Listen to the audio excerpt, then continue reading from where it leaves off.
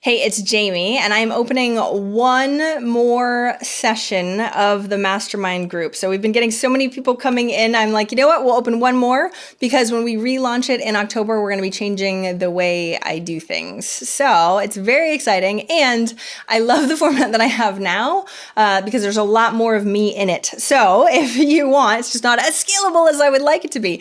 If you're excited and want to work with me on a mastermind type level, just like the amazing people that were in it. Lane has been in it also from the year before. We're doing one more group. You do have to be a 6 or 7 figure business owner in order to be a part of it. And if you're excited and rare and ready to go, we're going to be starting that in June. So go to eventualmillionaire.com/coaching and fill out that coaching application just to see if you're a fit. We'll let you know. If I don't think I can help you, I will tell you that. I don't like selling people that I don't think I can help times 10. So just so you know, we'll try and make sure it's 110% fit. So you are happy no matter what. Okay, so go to eventualmillionaire.com/coaching and you can sign up for that. We will give you a quick call and see if it's a good fit so we don't waste any of your time if it's not. So I hope you have a fantastic day, and I would love to have you for the next year that I can whip into shape just like I do with Lane in the mastermind group. Take care and have a great day. Bye. Potent advice and inspiration from real self-made millionaires. Welcome to The Eventual Millionaire with your host, Jaime Masters. Welcome to Eventual Millionaire. I'm Jaime Masters, and today on the show we have Agius. He co-founded Louder.Online, and I'm going to mess this up every time because I always feel like there should be a .com, but it's Louder.Online, and his company, of course, is called Louder.Online. Thanks so much for coming on the show today, Aaron. I appreciate it. Yeah, thank you very much for having me. I love the show, and it was good to get an invite, so thank you. We love having you. So tell me one quick question. I'm going to ask you what your business does so everybody can understand what that is, but why .online? I guess the easiest answer is .com was not available and I couldn't get it. And, this is a long time ago, 10 years or so ago. And so when .online became available, we are Louder Online, so it's a one-word domain, .online, and it works for us. It's actually done really well from a branding perspective. Really? What was it before then, before the .online came about? We had .com.au for Australia, even though we're a global company. That is annoying. Okay, so tell everybody what your company actually does so that way they know a little more. Yeah, so we're a search and content marketing company. We drive traffic and revenue to funded startups through to the biggest companies in the world like Salesforce, IBM, Coca-Cola, Intel. So most of our clients are US based, and we are a distributed team of about 50 at the moment throughout the world. So there's only a handful of us here in Australia. Biggest teams are in the US, some in Asia, Eastern Europe, so pretty much everywhere at the moment. That's impressive. So good. So you know the best of the best, and that's all we want to know. So because everybody asks me about traffic in general, and not just traffic, of course, but convert the right type of traffic to get the right people on their site. What do you feel like is working the best right now? Because I know you guys do everything. You do SEO and digital marketing and all sorts of stuff. What's really the sweet spot right now? It's the same thing that's really been the sweet spot for a long time, in that it's content, great high quality content, and as much of it as possible, because that actually fuels every marketing channel that you're after. Now, this is what we're doing here. We're producing content, your business survives off that. SEO survives off great content. There's content marketing, pay-per-click. You need great content on landing pages. Blogging, everything comes back to having great high quality content that people are actually interested in and provides value. The fact that you're here right now doing this interview sort of proves that, because your time is extremely valuable, and being able to go, hey, if I could level it up just in paid advertising and not have to do this, you most likely wouldn't have to do this. Not have to, but you know what I mean. So when we're looking at this though, because people, no offense, have heard content marketing over and over and over again, right? So can we dive really deep into this? Because today when I've been doing my interviews, people keep talking about content marketing, but I don't feel like we're diving into the how-to as much to actually make it turn into traffic that actually converts for you. So how do you go about doing that? If you could sort of walk us through step by step. Yeah, it's it is a rabbit hole as well. It's a very detailed. Everything starts with a content strategy, though. You've got to make sure that you're building out a strategy that covers things from tone and style and voice to content length and structure. You need to make sure that the content strategy aligns with business objectives, that you've got your idea generation absolutely nailed so that you know in advance what people are searching for and it's not guesswork. And that's a massive thing that we see. So many people are just creating content thinking, yeah, people will be interested in this, or the boss wants us to write about this, or whatever it is. The reality is you can go out there and find questions people are asking online, answer those questions, solve people's problems in your content, and you know there's always going to be a hungry audience behind the content you're creating. And so, I mean, that's really sort of core for us. And you know, that's pre-content creation. Then you've got to create that content, and you've got to make sure that you're doing it better than any other piece that's out there, or more frequent, better design. You know, do something better than the other pieces that are out there on similar topics. More data points, greater length. There's numerous ways of doing it. So then we're creating that content, and this is another big step that people just sort of drop off on. People think, I'm creating content and I'm doing the right content, and it's just crickets. No one's visiting the site. And that's right. You know, most people forget the marketing side of content marketing. They're creating content and just doing nothing to promote it. So that's massive. You know, we're doing everything from social distribution, paid social channels, influencer outreach, you know, optimizing sites for search, doing link development work. It's a lot of hustle after the post is live. In fact, that's where a good 80% of the work effort is. Okay. Can we dive into that big time? Because that's the other piece that I really feel like we're told as content creators, like in general, me, right? Create the most amazing content. And if you can really find your voice and blah, blah, blah, and have that key differentiator that makes you different, better, better, better. We kind of get that, even though it's an evolutionary process for sure. The distribution side, I actually posted on Facebook the other day, like, what are the distribution tactics that people are using that are actually seeing results? Because what most people do is they're like, well, I put it on all my social channels, ta-da! And then they go like this, and then maybe they hashtag it, and that's about it. So tell us more about what we can do tactically, and maybe we can only pick 2 or 3 to go into depth with. But some of the things that you said are extremely important, and how far do we need to take them? You take it as far as you can with the budget and time you have available. It's better to have one successful piece than 30 failures because you haven't put in the right time and effort. Ooh. So in terms of the distribution, so I actually wrote a huge guide on this with Neil Patel. Have you had Neil on the show? I have had Neil. So you wrote that guide. Okay, because I've read that guide and people were pointing me to that guide. So I'm glad that you're the man. Good to know. Yeah, so I'll just direct everybody to that guide also.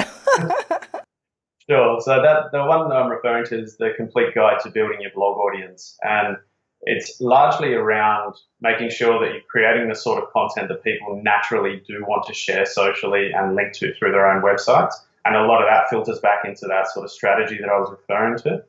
But then it's also about what to do once that post is live. So if you're creating a piece of content during that whole investigation phase as to whether or not you're going to proceed with that piece, you're identifying if popular pieces exist out there currently, and seeing that those pieces are getting shared socially, seeing that lots of people are linking to them. You're having a look at the comments and the engagement on those sort of posts. So what happens is you can find everyone that's linked to those posts, everyone that's shared that socially, everyone that's commented on it, and build out your own little database for who you're going to market to once that post goes live.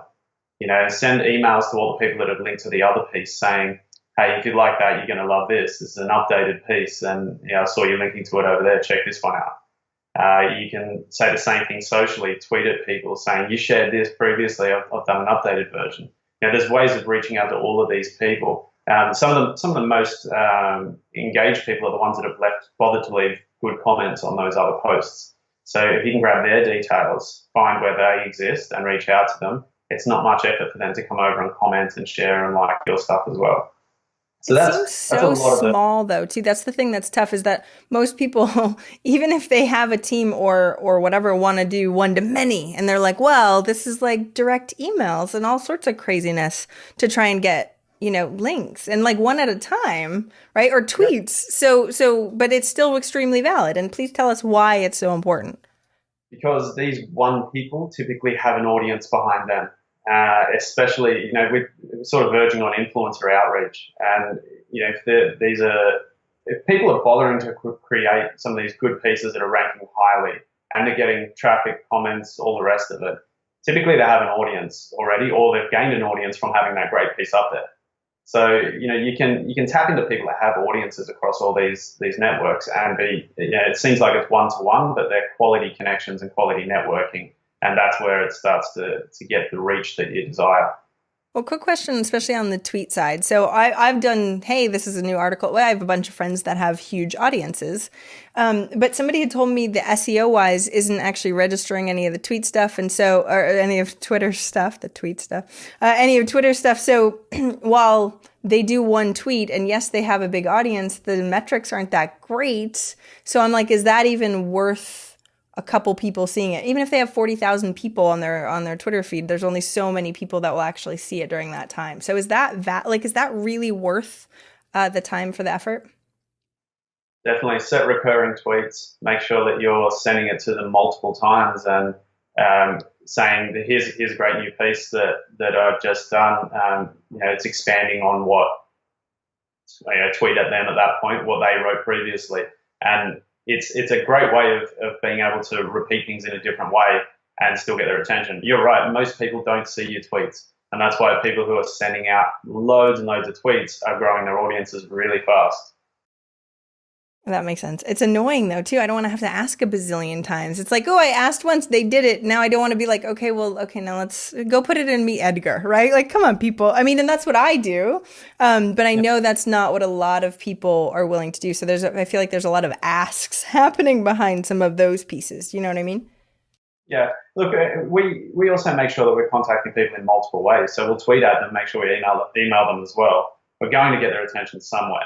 I see what you're And saying. we also do it in a way that's asking their permission to send the content to get them to look at it, so that you're not just dumping a piece on them and say share it with your audience. I command you. I wish that would work, man. We all wish it would work. But yeah, if you can reach out to people and ask permission, the whole permission marketing side of things, then you're going to see better results. So, quick question on that too, because I'm thinking about especially having your team do it. So, a lot of the people that I know are friends of mine, right? So, that have audiences or something that would be willing to share. And I always feel compelled that it should be me making that connection and not my team going, Jaime created this. But there's so much work to reach out, like outreach with influencers, yet they're friends of mine. What do you suggest for something like that? So there's a lot of the time staff are using one particular person's account and just posting through it. And you can Okay. trust them. You can build systems that make it faultless, give them a level of responsibility. It works. It's one of those things, letting go of control of certain things and hoping for the best and putting the right systems in place and knowing there will be some stuff ups along the way. See, and I just didn't want it to feel insincere. Like I've had my team, they're doing it right now we just did a guide and we mentioned a bunch of people and we're sending a thing and it's not from me. And I still feel like a little, but some of them are my friends and I feel like it should, which is so horrible. But that being said, I feel like I just want to make sure that the human connection is still there. Do you know what I mean? I feel like sometimes we separate a little bit too much, especially with influencer outreach. Don't you want to, I mean, not you particularly, but especially if there's an influencer, shouldn't they be meeting with the other influencer to make friendships instead of trying to outsource and delegate everything? And that's where the biggest impact and results come from, right? So yes, 100%, but it doesn't mean that parts of that can't be helped by other people. I'd love to do all parts myself and be in control of it. You just can't for everyone. So it's about building systems and allowing automation that can help things without killing that personal connection. Okay, so give me what you've got on that side of the fence because that was the whole point of me going down this content distribution rabbit hole for me on Facebook because I was like, what can I give to my team that can they just do all the time when we have some of it, but I really wanted to level it up. So what are the automation pieces that you have within this piece that we just talked about? So tools like you mentioned, Meet Edgar, those sorts of tools where you can get them to curate and schedule content to be posted, moderation of fan pages, making sure that if anyone's complaining or asking questions that they're responding properly. You can even get to the point of responding to comments on blog posts and those sorts of things, as long as systems are in place and they know what you're talking about and the purpose of the posts. There's a lot around that scheduling and automation, especially if you're doing it at higher volume, that can really be handled by people who have access. Buffer has team members that allows multiple people to get in and manage the queues, and loads of other tools do as well. Getting them involved in that from that perspective has taken a lot of time off our plate, and yeah, things slip through the cracks, but not always, and the benefits far outweigh the problems. So let's say, for example, you have one piece of epic content that's supposed to be really, really amazing, and you start doing this outreach. You start trying to automate as much as possible. Take me through the steps of what else you would do for that one piece of content. So yes, we put it in Meet Edgar. Yes, we start reaching out, like you were saying before, but keep taking me down that path because I want to know how much we should be trying to do per post. Yeah, so then we're looking at social distribution. So you're queuing all of those things, but they're only going to your existing profiles. There's almost no new audience that's going to see that. So you need to find relevant groups. LinkedIn works really well, looking at different LinkedIn groups that are out there. You can connect those LinkedIn groups through to Buffer. And so you can actually schedule and distribute to loads of LinkedIn groups. Some of them have 1.5 million group members. You can get in front of some pretty big audiences by distributing it in the right way and scheduling it accordingly to when people are most active on those groups. I'm glad you said the right way because there's also like the guidelines of some of these groups. So tell us, how do we do that and without looking like robots and people hating us? Yep. So you need to be thinking about the long-term play in all of this and not just about distributing one piece of content. So go in and connect with these groups and engage beforehand and leave comments, curate other people's content. Still about 80% of the stuff that we share is other people's stuff. Good posts, good content. And it just means that when we're ready to share our stuff, we've built up that credibility. They know we're not just spamming links, and they also know that it's not likely to be just an automated dump of a link either because we've been engaged in other areas too. But you can actually automate the other people's links that you're linking also, though, right? See, that's smart. Okay. Do you guys write the post? So if it is automated, are you really in charge of writing the post or somebody, higher up on your team to make sure that this does feel authentic and do you have a curation of that? The actual social share or the content itself? The social share. So let's say for LinkedIn to buffer to like a group of 1 million people, you're like, okay, well, if we keep posting over and over and over again, something like that, we can't have it be the same thing over and over and over again.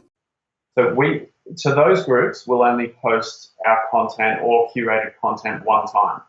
And so because we don't want to spam the same pieces there. Yeah. So what we do is make sure that there is manual oversight as to what's included, who's being tagged, little description of it, making sure the image is set up right. Those are things that are done by our team prior to queuing it in Buffer or another app. So it is definitely looked at because that's the thing. If you're only going to have one, you really want to make sure like it's done really, really well. Who do you tag in it? Whoever we've mentioned in the content, and pretty much whoever's mentioned in the content. Can sometimes mention people who have linked to similar pieces, but it's usually people in the content. The whole ego baiting thing works very well. Oh yeah, it does.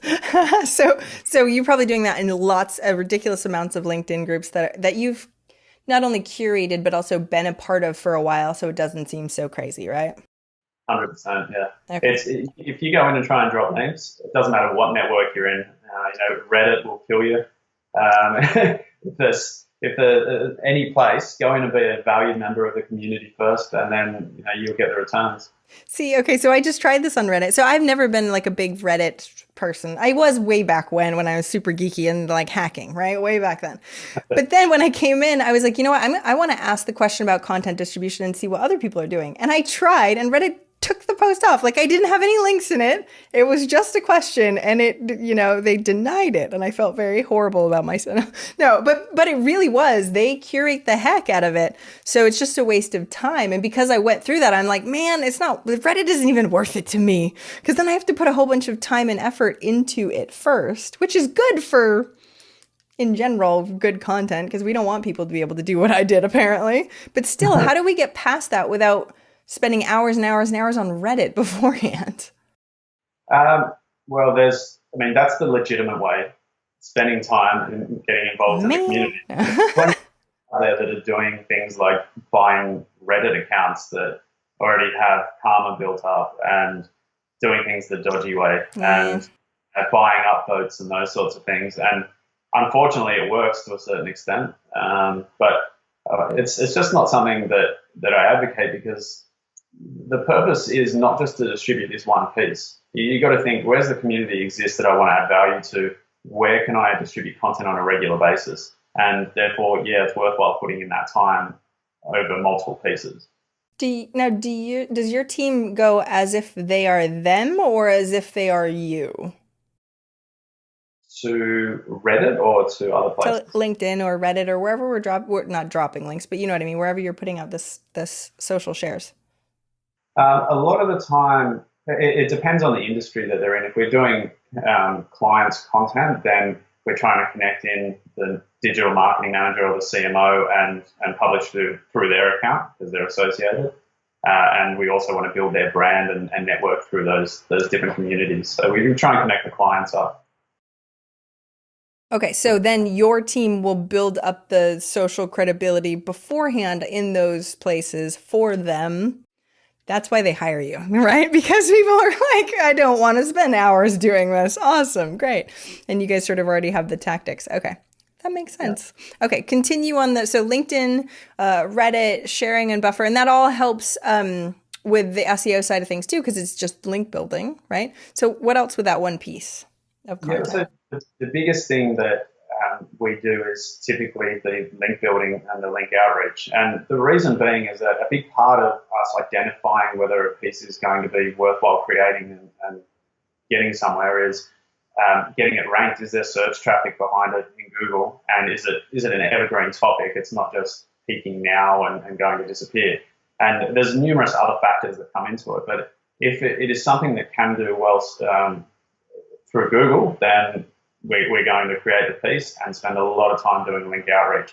And that link outreach it doesn't drive huge amounts of traffic through referral, but it certainly does push up in the rankings and then hold steady. And that's SEO for you.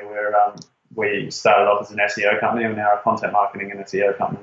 Well, which makes perfect sense because now yours feed the two. So therefore, you're doing both. And you kind of have to do both now, which I love because it's no longer about just link baiting and putting links absolutely everywhere in the crappiest of places that would count. So it's good that we're moving into this. It is kind of a pain in the butt for people with smaller teams.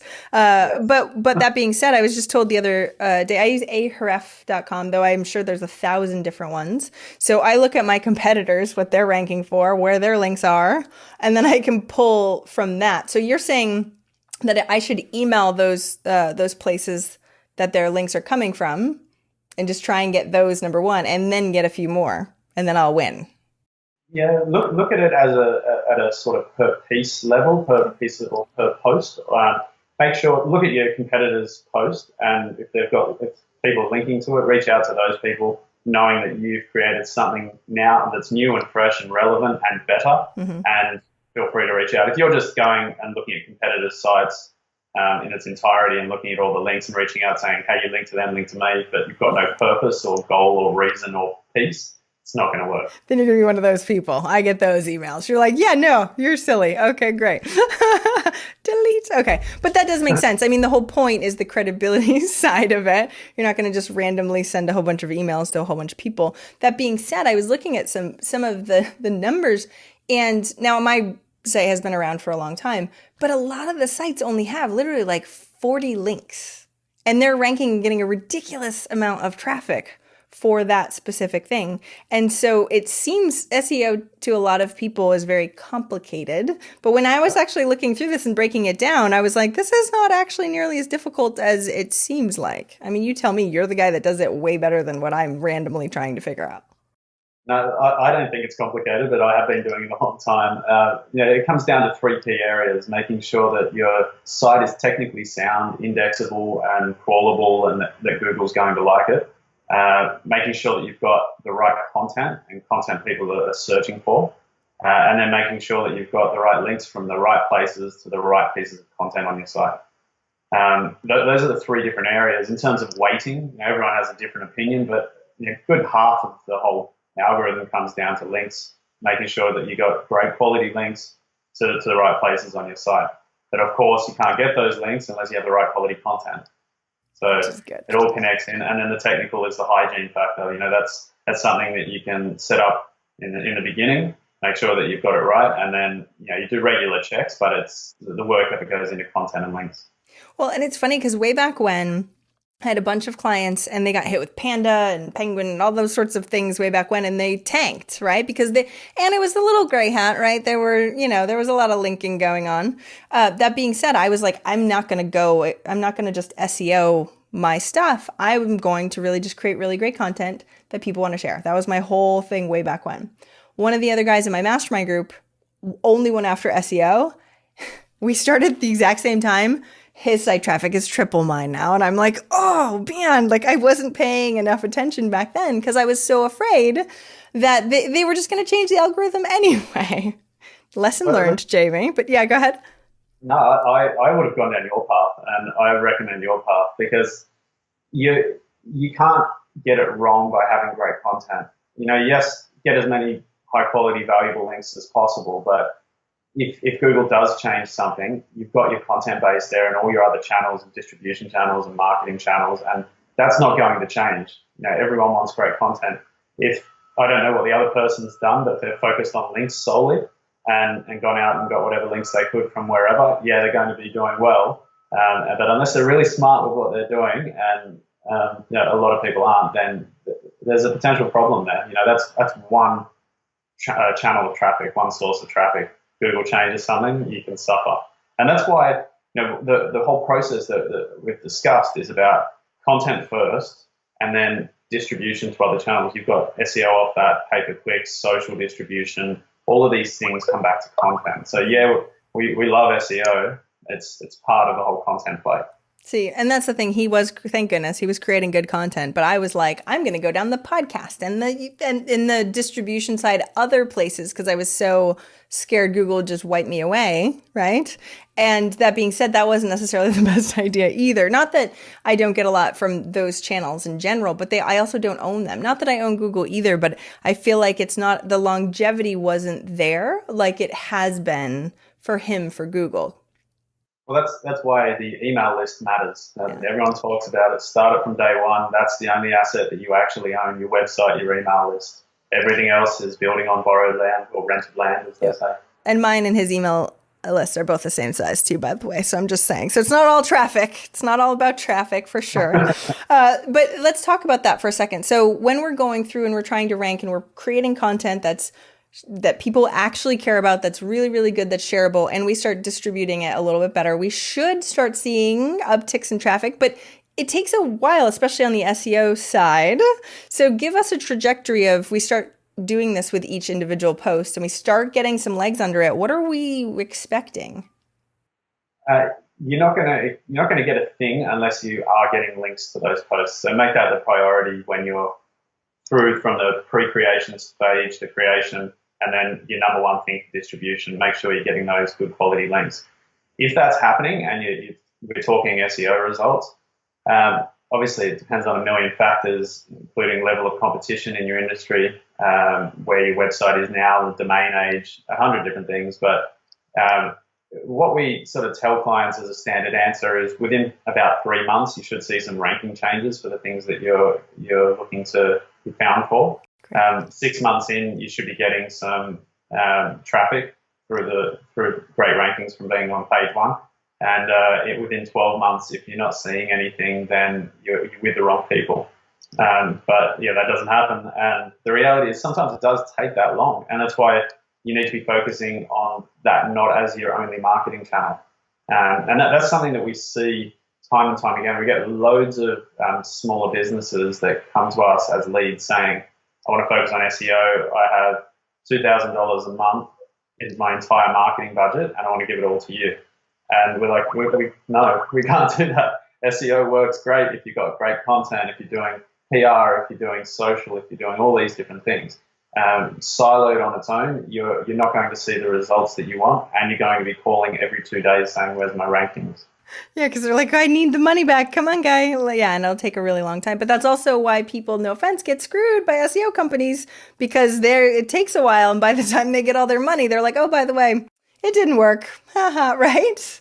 Yeah, that's one of the reasons that we, over time, we moved from, we did do small business SEO 7 years ago, 6 or 7 years ago, when the algorithms were different, when it was all different. And then as it became more advanced and require great content and all of those things, we just realized ethically we can't get returns for small business on SEO unless you're focusing on a small geographic area and there's little competition for your product or service. Yeah, there's a few different caveats there, but across the board, we looked at it and thought too many people are hearing about SEO. Small businesses want to throw their money at it, and there's too many SEO businesses taking people's money and not getting results and just moving on. And we just couldn't ethically do that. Thank you. Appreciate it. Yeah, because there's a lot that don't care, which makes it really tough as a small business owner to actually choose somebody. I don't recommend an SEO. I don't have one that I recommend just because I haven't found one that actually gets results that are really good. So unfortunately. You didn't recommend one. What was it? Now. I do now. But you don't work with small businesses, you just said. What am I supposed to do? Yeah, small business. No. See? I can put you in touch with people that are smart and realize that they're going to convince them not to do SEO alone, to do some pay-per-click and to do some social and a few other things, build marketing funnels and all of that. And you can do that on a much smaller budget. But not anyone that can do small business SEO that I trust. That's just that, which I appreciate. Okay, so quick question on the PR side of things, because I get a lot of PR. I should be looking for it more. I get noted in quite a few different publications, but they always do it on my main domain.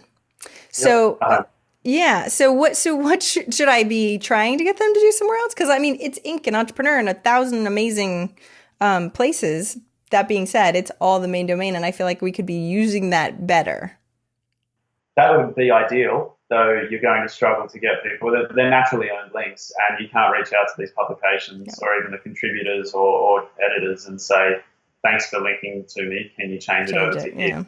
You can do that on privately owned sites, and that works really well. But those sorts of editorial publications can't really do it. You've got to just sort of be happy that you got a link from those places, and then it's building your overall domain authority, which is a really key thing. Domain authority is probably one of the biggest things in terms of rankings. Okay, so I should still feel okay. Yeah, I got a link and not be like, man, if they would have just done it to this one, it would have been okay. All right. We all do that. I do that regularly, just thinking, this page, I needed that link at this page. It would have done well. I know, why didn't they add? And then everybody's got their own thing. They don't care about my gosh darn link. I totally understand that. Learned my lesson when I first started in this. And I was like, hey, can you? And she's like, no, it was Yahoo. And I was like, I guess I'm a little fish. Oh, yeah. Well, hey, at least I asked. And I think that's the piece. Get used to perfection. Yeah. Well, I always ask for what I want. I don't necessarily always get it. So when we're going down this path and we feel like we've got some of the pieces and we start having months and months go by, when we don't see results, let's say I have my own team do a lot of these pieces and you don't see the results that you want, what do you suggest for tweaking and figuring out what's not working with it? The biggest thing that I'm going to suggest is making sure that you are getting those links, making sure you're using tools like Ahrefs that you suggested, seeing that the links are there.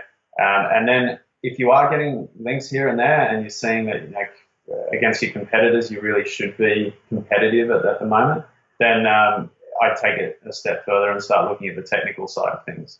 Maybe the site's not being crawled properly, or menu systems building code that Google just doesn't like, or there are numerous different things. But I'd start with the links, as it's the biggest factor, and it is 90% of the time the thing that people say, yeah, I've created all this content, I'm doing what everyone says, I'm blogging, I'm doing X, Y, Z, my competitors aren't doing it anymore.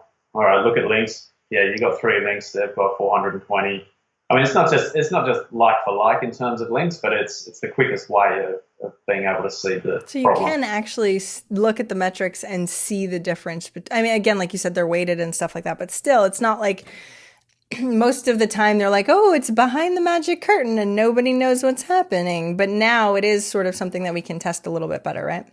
Yeah, if you use those tools, the number one thing I'd be looking at is the numbers of links. And the second thing I'll be looking at is where are those links, or the quality of links. Are you literally trying to do some black hat, grey hat stuff, buying links off forums and thinking you're going to get somewhere? And if so, then there's your answer.